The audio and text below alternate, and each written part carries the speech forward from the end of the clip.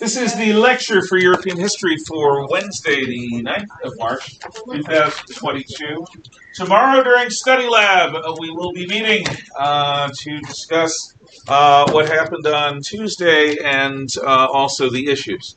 So be welcome to sign into your study labs and then join me in the high school common room to talk about stuff relating to Eastern Europe, the Ukraine, what was said and what was not said. What? It's on guy stuff. So, wait, what's guy stuff? It's the men's choir. It's not a men's Well, choir. actually, It's a 3-year-old choir. Stop. It's a great idea. You tell Miss Fish. What? Tell your choir teacher, and maybe she'll let you get out of it for this. She's gone. She's not doing it. Yeah. Oh, then show up. Yeah, there we go. Easy peasy, lemon squeezy. How do you know she's not going to be here, though? I don't know. Are you some kind of oracle? Magic. I have harnessed the powers. Of listening, she says I'm not going to be here tomorrow. Okay. So, we had gotten to the American expansion across the frontier, the manifest destiny, which is what we called our the belief that the United States had a God-given duty to expand from Atlantic to Pacific, from sea to shining sea, and the conquest of the various Indian nations. We also talked about the annexation of Hawaii. And now we come to the splendid little war of 1898-1899, the Spanish-American War. Cuba remained part of Spain's dwindling empire. Spain had been moribund for hundreds of years, a backwards, static, stagnant society of old traditions and dead rituals that was no longer dynamic on the world stage. But they retained Cuba. And the Cubans' national pastime, up until Castro anyway, was revolution. There were always a bunch of boys in the mountains shooting at folk wanting to take over the government. That was normal. Some of them were nationalists. Later, some were communists. And this was just the norm. So there were anti-Spanish nationalist Cubans whose slogan was Cuba Libre, Liberate Cuba, which is now the name of a cocktail. And it was a low-grade ongoing guerrilla war. The American newspapers at the time were extremely opinionated. This was the age of what was called yellow journalism, because of the yellow color of the cheap tabloid paper that they bought. And yellow journalists like William Randolph Hearst wanted to sell newspapers, and he was willing to use sensationalism to do it. For example, the classic thing is a headline, "Man eats dog!" And, oh my God, or "Man bites dog." Man bites dog. That's a news story. Dog bites man, not a news story. Man bites dog is a news story. Why would you picture a guy? It's a hot dog stand. It's a Frankfurter stand. Okay? You see? The sensationalism. So Hearst would gin up the sensationalism on crime. And the biggest crime is war. So Hearst started calling the Spanish governor of Cuba Butcher Weyler. His name was Weyler. Not a very Spanish-sounding name, but it was Weyler. And he wasn't, whatever his name was, Francisco Weyler or whatever, he was Butcher Weyler in the Hearst newspapers. So because of concern ginned up in the American people by the yellow journalists who were trying to sell newspapers by sensationalizing the war in Cuba, the United States sends the second-class battleship USS Maine to Havana Harbor to show the flag. Warships did that in those days, called gunboat diplomacy. And what it does is it lets the local government know that another country is interested in what's going on. The idea of the Maine being in Cuba was to let the Spanish colonial government know that they should not be too vicious and cruel to the natives, otherwise the United States might intervene militarily. One hot, sweltering night, boom! The Maine explodes. Now, in retrospect, years later, what we tend to think happened. The Maine, like all ships at that time, was fueled by coal. And coal dust is incredibly dangerous. Coal dust can spontaneously combust under the right circumstances of heat and pressure. What we think happened was that a coal bunker filled with dust and coal combusted and exploded one of the magazines that had the explosive shells, causing the ship to literally blow up, killing everyone. So that's what we think happened after the fact.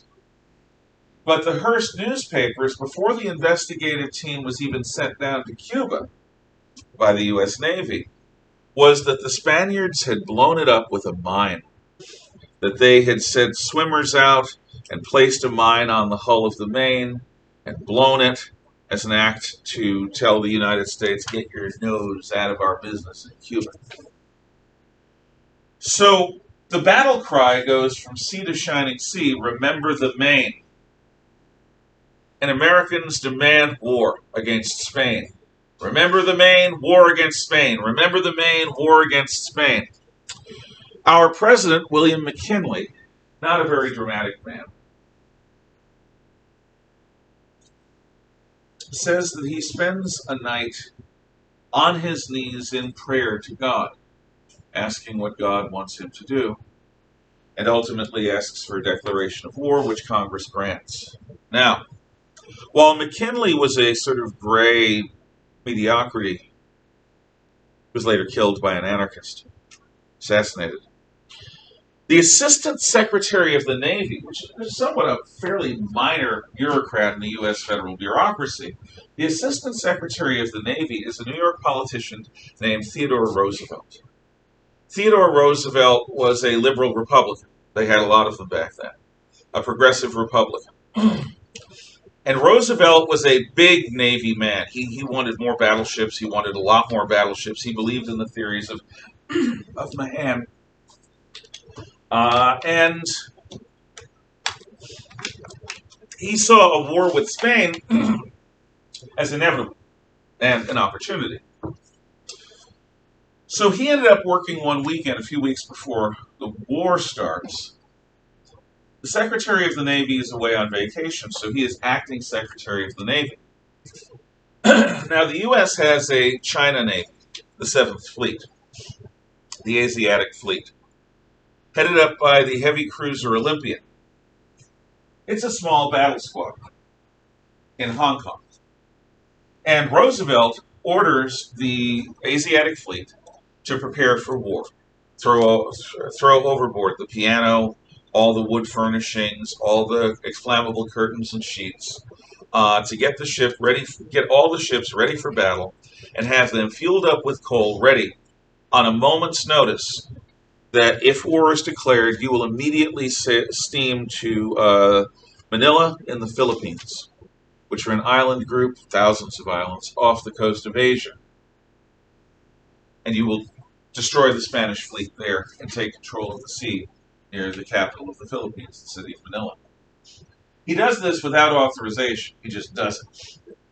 So when McKinley declares war, Commodore Dewey, commander of that battle squadron, steams out of Hong Kong.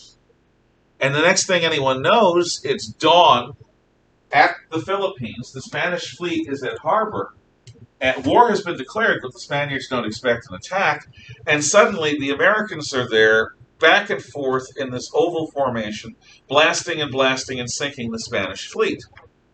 It's a great victory. The Battle of Manila Bay becomes an epic in American history. You may fire when ready, Gridley, is what Dewey said to initiate the battle. Gridley was his gunnery officer. And the U.S. now controls the seas around the Philippines. Spaniards don't. Dewey begins negotiating with Filipino resistance, because like in Cuba, there's a nationalist resistance against Spanish rule. The resistance leader is a charismatic young Filipino named Emilio Aguinaldo. Emilio Aguinaldo and Dewey and the other U.S. representatives that end up showing up agree that when an American army shows up, the Filipino resistance will join with U.S. forces to drive the Spaniards out. In return, once the Spaniards are defeated, the Americans will leave, and the Philippines will be independent. That's the agreement. Well, we're going to leave things paused there and go to Guam, which is an island in the middle of the Pacific in the Marianas chain. Guam is Spanish, it becomes American, we take the island. Cuba itself becomes the scene of battle. American volunteer forces, which is a type of unit that we don't have anymore, are raised. Not regular Army, not National Guard, USV, United States Volunteers. Private individuals raise forces to fight in the war. Teddy Roosevelt, the Assistant Secretary of the Navy who's responsible for the Battle of Manila Bay, resigns his federal office, joins up, he's got money, joins up with an experienced Army officer named Colonel Leonard Wood and forms a unit known as the Rough Riders, a unit of cavalry. Half the Rough Riders are East Coast children of wealthy millionaire families like Roosevelt himself, and the other half are real live cowboys from the Wild West. Woo! And so this unit of rich boys and cowboys forms to help join. And southern Florida, from Miami to Key West, becomes one giant army camp. So we land, let's see, South Africa anymore. The island of Cuba basically looks like this. And Havana, the capital, is up here. Florida's here. It's very close, 90 miles. Down here is the naval base at Santiago de Cuba. And this is the key to the Spanish forces in on Cuba. So, the Atlantic Fleet of the American Navy blockades Santiago Harbor. Any Spanish ships that come out are going to get sunk. And then the United States Army and the U.S. volunteers land at Guantanamo Bay and elsewhere and end up taking the landward side of Santiago de Cuba. One of the reasons why the United States has the naval base at Guantanamo Bay still, which is part of the island of Cuba, that's American soil, is because of this landing near Santiago. Now, when American troops arrive, we don't have proper uniforms for the tropics. Our uniforms are wool. They're these dark blue Civil War era wool uniforms. You don't wear wool in Cuba in the summertime. That's just stupid. So our guys strip down to nothing but their cartridge belts as they land. They are buck naked. You have guys ordering ships in and landing troops, and it's just the naked American army. Talk about the ugly American. Anyway, eventually we get some khaki trousers to go with some blue cotton shirts, and we can get dressed again, but it takes a little while to organize.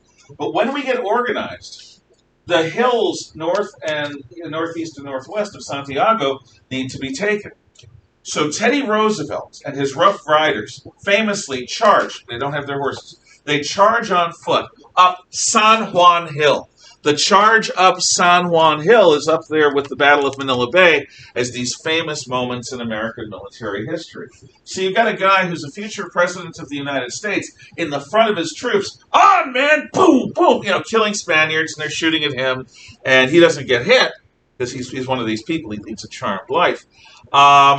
But he personally leads the charge of San Juan Hill.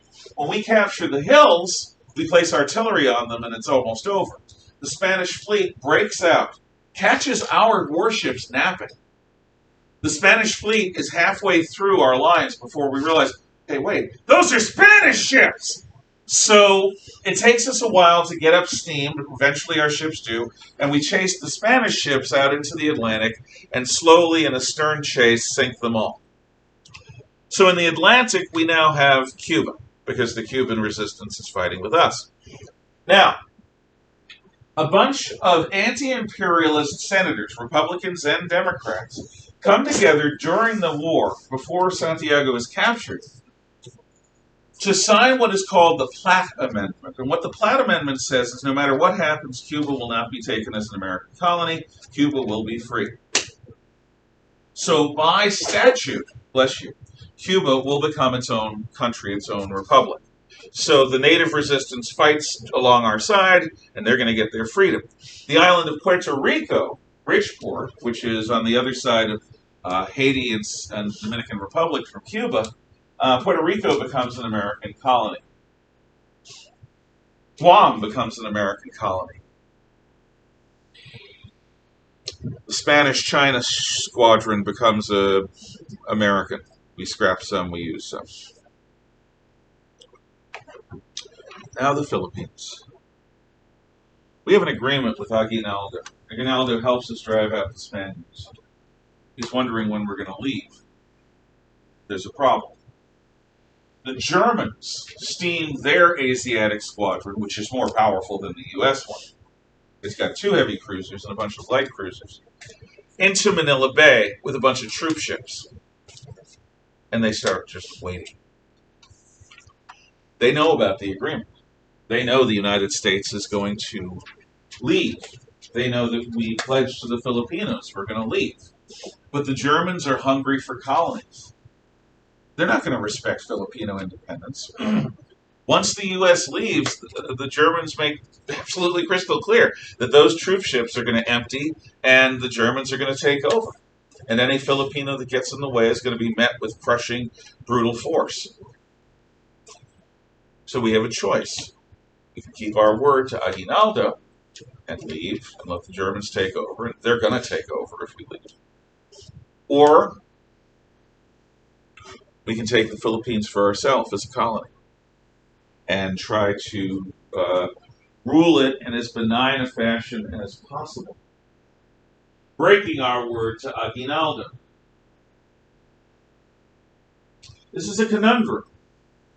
And in the midst of this conundrum, the great poet of the British Empire, Rudyard Kipling, posts a poem in America's newspapers to try to encourage the United States to make what he thinks is the right decision.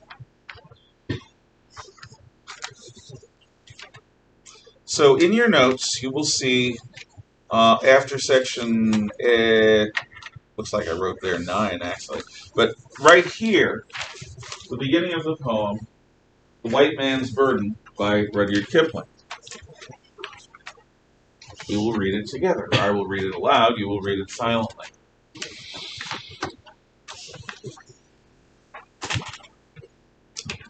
Take up the white man's burden. Send forth the best ye breed. Go, bind your sons to exile, to serve your captives' need, to wait in heavy harness on fluttered folk and wild, your new-caught sullen peoples, half devil and half child. Take up the white man's burden, in patience to abide, to veil the threat of terror, and to check the show of pride, by open speech and simple and 100 times made plain, to seek another's profit, and work another's gain. Take up the white man's burden, the savage wars of peace. Fill full the mouth of famine, and bid the sickness cease. And when your goal is nearest, the end for others sought, watch sloth and heathen folly, bring all your hopes to naught. Take up the white man's burden, no iron rule of kings, but toil of serf and sweeper, the tale of common things. The ports you shall not enter, the roads you shall not tread. Go make them with your living and mark them with your dead. Take up the white man's burden and reap his old reward, the blame of those you better, the hate of those you guard. The cry of hosts you humor, slowly towards the light. Why brought ye us from bondage, our loved Egyptian night? Take up the white man's burden, you dare not stoop to less, nor call too loud on freedom to cloak your weariness. By all you will or whisper, by all you leave or do, the silent sullen peoples shall weigh your God and you. Take up the white man's burden, have done with childish days, the lightly proffered laurel, the easy, ungrudged praise. Comes now to search your manhood through all the thankless years, cold-edged with dear-bought wisdom, judgment of your peers.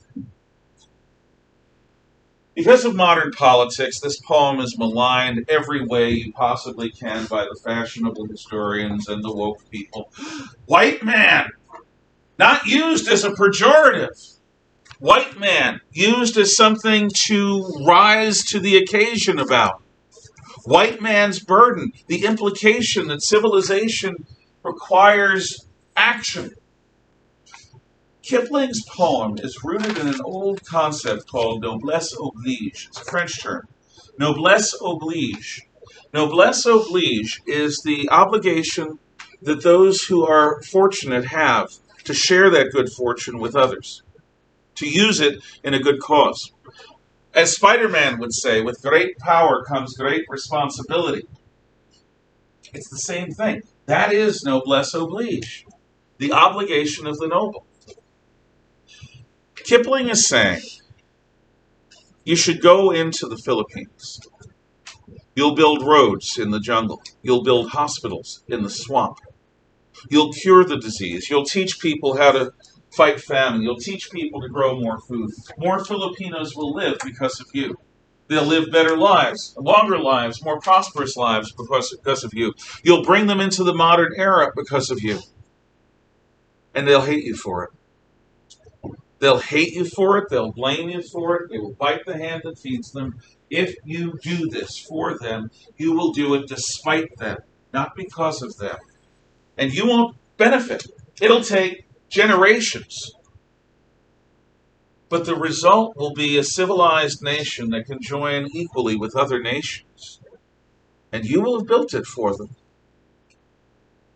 And they still won't thank you. You don't do the things in life that are most important to do because you're going to be thanked for it. You don't do it to be seen as virtuous. You do the things that you need to do because they are worth doing. Intrinsically, they are worth doing on their own merits. You are civilized, Kipling says. They are savage, Kipling says. Who are you to keep your civilization from them? This is not a modern thought. But if there is a poem behind the good motives of the imperialists, this is it. The imperialists are not, as our woke social justice historians would have you believe, slavering bigots who hate everyone. No. In this case, as weird as it may sound, imperialism is an act of love. These people live in benighted savagery. Teach them the ways of the civilized world. Do it for them, for their benefit, even though they'll hate you. Now, Kipling did not take into account that for close to 300 years, the Philippines had largely been Christian, except its southern island, Mindanao, which is Muslim. That the Spaniards and the Philippines had somewhat modernized Filipino society already. But he's not an expert. Also, Kipling absolutely does not want the Germans to take those rich islands and oppress them, which the Germans certainly would. It's not important that you agree with Kipling. It's important that you understand. It is too easy to see history as only heroes and villains. Good people, natives, bad people, imperialists. Good people, brown, bad people, white. Good people, victims of modernity. Bad people, missionaries of modernity. That's nonsense. Europeans did not have to go into the jungles of the world and conquer them. Some went for glory, some went for gold, some went for God. Kipling's motive is not strange to the men who fought with Cortez or Pizarro. It's more similar to the missionary idea. But instead of Christianity, Kipling is advocating not just the Christian faith, but Christian Western civilization. Are there questions, comments, or thoughts about this poem? Because it is quite important for you to understand it. I see none. Boy, I'm a good teacher. Now, before we're done, and before I'm done telling you about the Philippines, I might as well do the heart of the other imperial poems that I have here. In the second column of Mandalay, also by Kipling, the last stanza, I could read the entire thing, but I'm going to read the last stanza because it gives you a very different motive for empire. Ship me somewhere east of Suez where the best is like the worst, where there ain't no 10 commandments and a man can raise a thirst. For the temple bells are calling, and it's there that I would be by the old Moonline Pagoda, looking lazy at the sea, on the road to Mandalay where the old flotilla lay, with our sick beneath the awnings when we went to Mandalay, on the road to Mandalay where the flying fishies play. And the dawn comes up like thunder out of China across the bay. Send me somewhere east of Suez where the best is like the worst, where there ain't no 10 commandments and a man can raise a thirst. Suez in Egypt and anything east of Suez was outside the Christian world. And some people fought for empire because the women that were available for sale for pleasure purposes were like in old pagan Roman times. Many of them were temple priestesses of a goddess of love. So if you want some fun, you go to the temple. And the sexual morality that you expect Christian societies to have was not there. The Japanese would say sex is natural. There's nothing wrong with something that's natural. You should, respect marriage. But people have drives. That's normal. To this day, Japan has different ideas of sex and violence than we in the West do. On the one hand, they heavily censor violence on television. A lot of things that would be considered okay here are not okay on Japanese television, too violent. On the other hand, they broadcast what can only be described as softcore pornography during prime time. And it's normal for them. That's usual. They blur out certain body parts, but so this idea of going east of Suez and having a man's kind of party is also a motive for imperialism, just like gold was back in Spanish times, sort of carnal lusts. So Kipling writes both about the carnal lust side of imperialism in Mandalay and the noble missionizing side of imperialism in The White Man's Burden. But now we get to Hilaire Belloch's poem. Hilaire Belloch's poem, The Modern Traveler, gets to how it all is possible. Blood, in this case, is an individual, an old colony hand. And he's well, you'll see. Just to understand, Blood is a man. Blood thought he knew the native mind. He said, "You must be firm, but kind." A mutiny resulted. I shall never forget the way that Blood stood upon that awful day, preserved us all from death. He stood upon a little mound, cast his lethargic eyes around, and said beneath his breath, "Whatever happens, we have got the Maxim gun, and they have not." Whatever happens, we have got the Maxim gun. They have not. They've got spears. We've got a machine gun. It's simple. There's no great subtlety in this poem. The next time your English teacher asks you about the subtlety of poetry, quote to them, "Whatever happens, we have got the Maxim gun and they have not." That's poetry too. It's a different kind of poetry than you usually get in English class, but it speaks truly. During the Cold War, this changes because the Soviets give the primitive peoples of the world AK-47s in vast numbers. So now they've got their own little Maxim guns, and we do too, and the world becomes more difficult to manage. But at this time, whatever happens, so the Europeans have the industrial power to project their will across the world. So what happens in the Philippines? We colonize it. We are not going to let the Germans take it. The Germans were there. They were plausible. It's not a fantasy. The Germans had troop ships filled with guys ready to go and kill Filipinos until the Filipinos helped run up the German flag. So we stayed. Now, the Spanish-American War is called a splendid little war because it's a quick, easy victory. Very low casualties on the U.S. side. And Spain is ripe for the pickings. The United States steps out onto the world stage as a great power. But Aguinaldo is, he's upset. For the next 8 years, maybe 9, the Filipinos go to war against the Americans. This is not a splendid little war. This is a frickin' bloodbath. The Filipinos are tough, good jungle fighters. And our people had to learn to fight in the jungles. And it took us almost a decade and thousands of dead and thousands of wounded to suppress the nationalists in the Philippines. One of the last battles is on the southern island of Mindanao. Mindanao is the Moorish section of the Philippines. It is Muslim, just like much of Malaysia is Muslim, just like parts of Indonesia are Muslim. Islamic missionaries did go to Southeast Asia, got there well before the Europeans did. So a young army officer named John J. Blackjack Pershing is in command of American forces in a hilly region. And the resistance is largely suppressed, except for a group that keeps attacking. So Pershing moves his troops into the wilderness, stays off the roads, and ambushes these terrorists, the Moriscos they were called, and captures about 20 of them alive. He has them each strapped to a tree facing a clearing where there's a fire. Fire's not in the center of the clearing. They bring in a pig.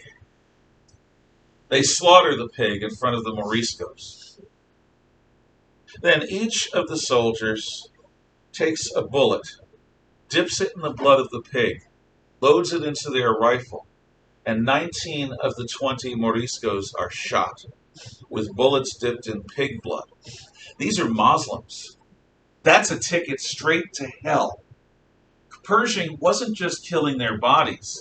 By dipping the bullets in pig blood, he was using their religious beliefs to damn their souls to eternal hell. One of them is left alive to spread the tale. The terrorists' will breaks.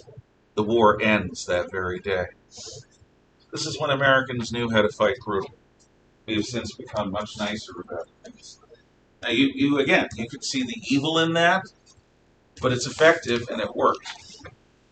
So we take the Philippines. We become an imperial power just like everyone else. But we keep people out of China. China, we have the open door policy. Nobody's going to carve China up. China's going to remain an independent country that we all have access to. Any questions before we move into the Belle Epoch? Le Belle Epoch. Yeah. Wait, so why did they decide to leave China untouched? Because Roosevelt didn't want the Europeans destroying China. This is Teddy Roosevelt's idea. Because Americans had long-standing interest. The American people have a love affair with China. The American people are much more important to Japanese history. But Americans have this ideal of China as China is the other America. Average day, everyday Chinese people are seen like Iowa farmers. They grow rice instead of corn. And American missionaries had this idea that they could spread Christianity to the Chinese people, who are basically a good people, an industrious people, not a warrior race, not a warlike people. And if China had been divided into a bunch of European colonies, this missionizing mission would have been lost. Also, they calculated the Chinese would resent it. So if America is seen to preserve China's independence, and if Americans behave better than the other imperial powers, and if Americans are showing the Christian nature of true missionary work, the belief was that huge numbers of Chinese could be saved for Christ. That's why. It's also why we constantly took the side of China against Japan. And even the communists admit that there are American heroes from World War II, like General Claire Chennault, who ran a group called the Flying Tigers. These were American volunteers who fought in the air against the Japanese. Now, mostly our allies were the Chinese nationalists, the people that ended up losing the Civil War. But without America, China would have been in much worse shape regarding the European powers in the early 20th century and regarding the Japanese in the mid-20th century. And most Chinese still have a memory of this. This is something that the current government is really trying to stamp out, any memory of pro-American views among many Chinese people. And it's been so long, most Americans have forgotten our long-standing affinity for China. Okay. Let's see. So, do any of you Francais speakers? Yeah. What? Portland Airport, Pappy Bone. It's named after Pappy Bone. The pilot. Oh, yeah. Boynton is one of the. He is a real veteran, combat veteran, won a lot of medals, but more than that, just an incredible leader. Boynton also was an alcoholic, and he's one of the first celebrities to come out about his alcoholism. He wrote a book called Baba Black Sheep, which is a good read. I've read it too, and it tells his story. Part of Boynton's time was serving with the Flying Tigers in China. Actually, I think John Wayne plays him in a movie about the Flying Tigers. So one of the most famous people to have any connection with Coeur d'Alene is Greg Pappy Boynton. Yeah, thank you. For that, I think he had his own squad. Yeah, after his time in the USV in China, he went to, he served in the Solomons. Yeah, because when he was in China, he served with prison groups called Black Sheep. Black Sheep, that's the squad. Yeah, that was the squadron of Marines, and they were a bunch of misfits. Yeah. But they were fighting misfits. They did their job. And then Boynton was taken prisoner. He was shot down. I believe he was a warden. Yeah, I believe so too. Anyway, you could do worse than learn about Greg Pappy Boynton. Interesting guy. Do any of you Francais speakers know what La Belle Epoch means? This isn't complicated. La Belle Epoch. Somebody want to correct my pronunciation? Be my guest. Just take a shot. Come on! What does le mean? L-E. The. Belle. B-E-L-L-E. Epoch. E-P-O-C-H. It's the same language. It's all Latin by any other name. Spanish, Italian, Portuguese, French. It's all Latin. With different accents and slight different words. You can, look, come on, if you're Italian and you... What? The beautiful age. Yes, thank you, Jane. I'm sorry I didn't hear you. You were probably saying this for a few moments. Okay. I speak Spanish. I have no idea. An epoch in history is a period of time. So the beautiful age works. The beautiful age, the beautiful period. An epoch is a period of time. So, La Belle Epoque is the beautiful age. And what it refers to is the period in the late 18 and early 1900s before World War I. The beautiful age, the time of peace and prosperity, a time of improving lifestyles and lengthening lifespans, a time that the world looked like it had achieved a degree of balance and peace and there never need to be another war again, to be followed by the worst war in human history up to that point by far. Now, it's also known in Britain as the Edwardian epoch, which is named after Queen Victoria's son, King Edward VII, who ruled from 1901 until 1911 or 12 when he died. But it also refers to the first few years of George V, basically from the death of Queen Victoria to the beginning of World War I. Okay, first off, Paris.